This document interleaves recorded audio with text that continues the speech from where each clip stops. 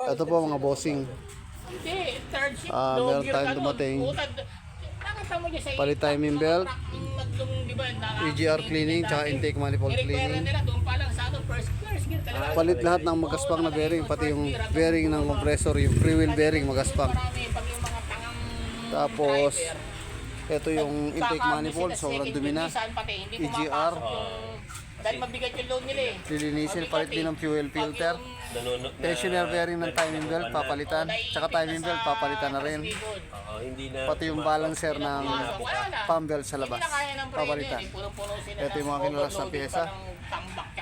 Ito pa yung mga naiwan amo. Ito yung tensioner bearing ng ano, ng tensioner bearing ng timing belt. Ito yung balancer bearing na 2-1. Ito yung bearing ng alternator. Ito na yung alternator. Tapos pinalitan din ng ano niya, stator. Ayan oh. Sira yung stator eh. Pinalitan na lang din. Ito pala yung kumandan ng ating Innova. Hindi na tunog gilingan. Tunog makina na siya. Kanina, naka ilang baklas kami. 3 baklas. Nakapapalit ng lahat ng bearing. Lahat ng bearing sira. Pati alternator. Pati stator. Ito yung bearing na alternator.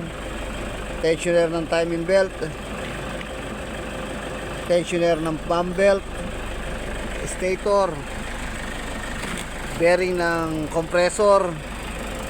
Balancer ng pump belt. Fuel filter. Timing belt.